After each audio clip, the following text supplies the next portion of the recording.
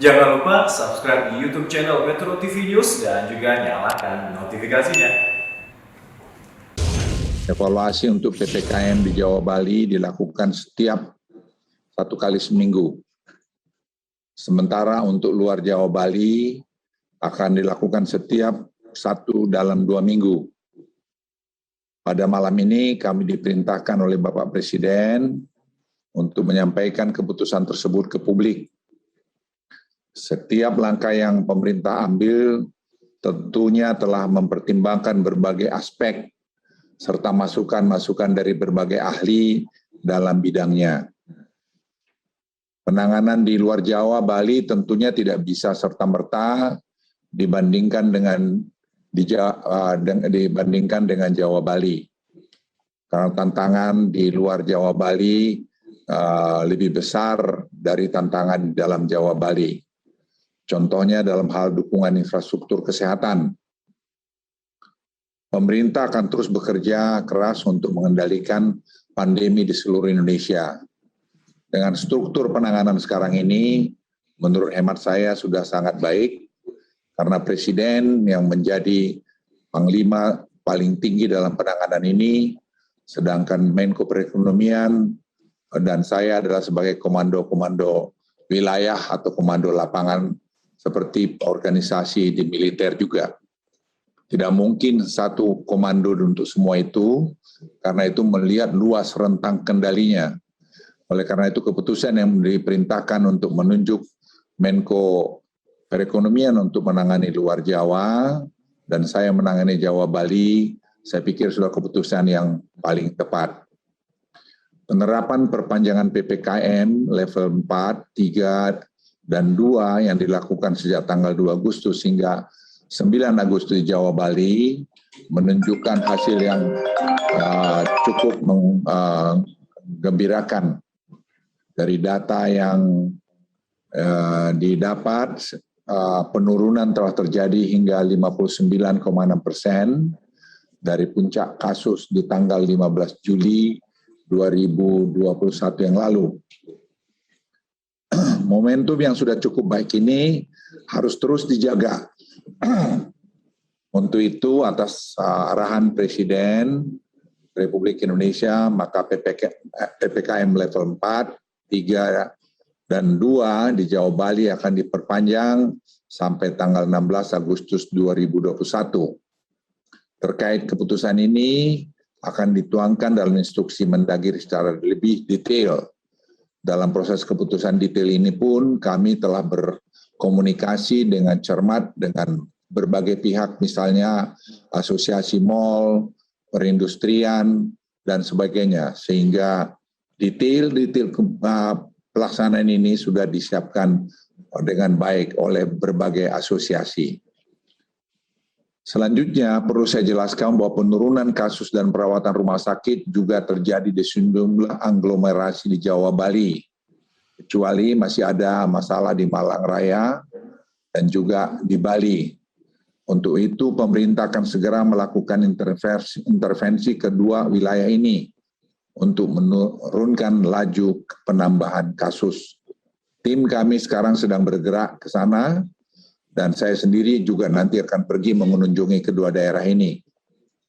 Selain jumlah kasus, kami juga melihat laju penambahan kematian di Jawa Bali semakin menurun, meskipun kondisinya masih bisa dikatakan fluktuatif di masing-masing provinsi.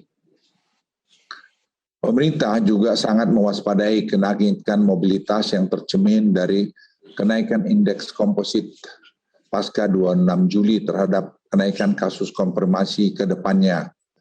Hal ini tentunya akan kami pantau sampai minggu depan, mengingat adanya jeda 14 sampai 21 hari dari perubahan indeks komposit terhadap penambahan kasus. Dan ini kami lakukan secara ilmiah dengan bekerja sama dengan Facebook dan juga bekerja dengan Google dan bekerja juga dengan NASA.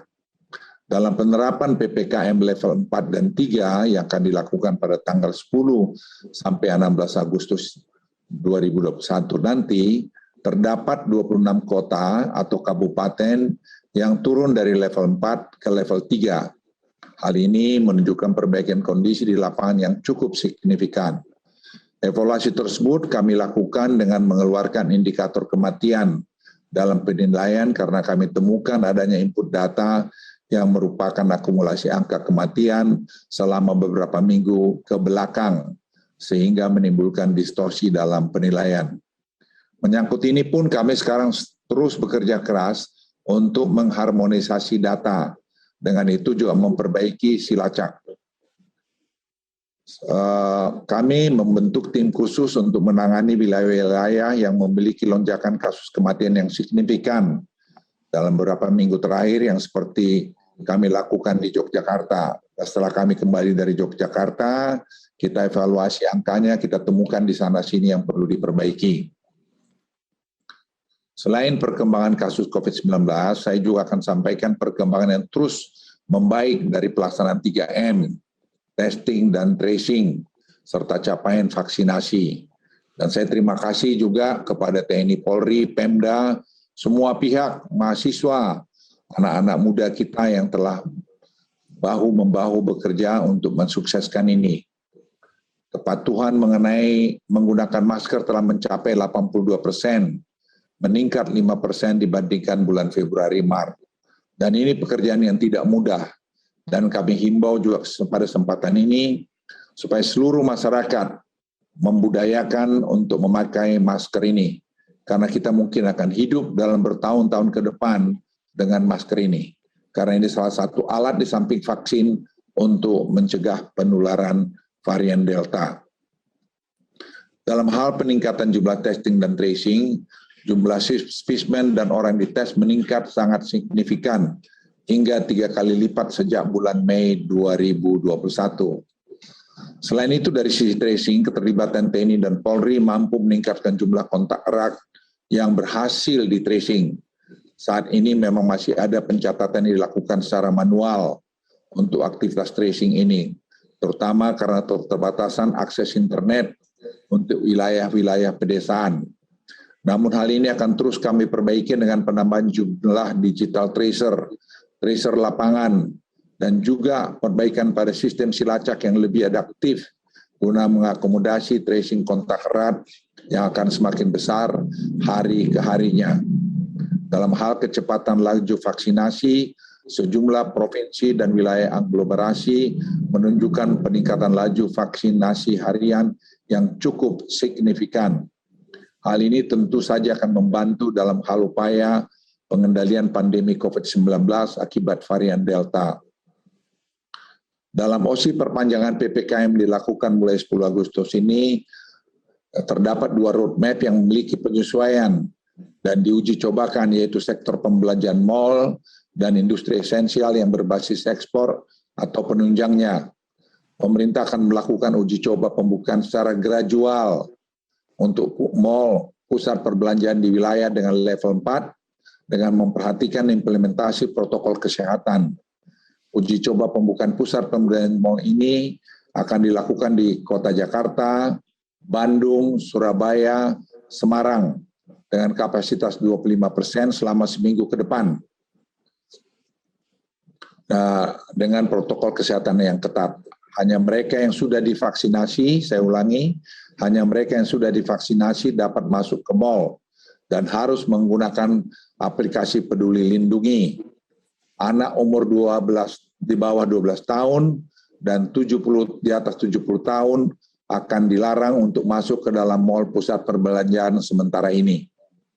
Selain itu, untuk industri esensial berbasis ekspor, minggu ini juga sudah disusun semua protokol kesehatan agar mulai minggu depan juga ini bisa dioperasikan di kota level 4 dengan 100% staf yang dibagi minimal dalam 2 shift.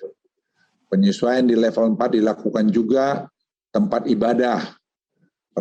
Dalam perpanjangan mulai 10 Agustus, kabupaten di wilayah level 4 dapat melakukan ibadah dengan kapasitas maksimum 25% atau maksimal 20 orang.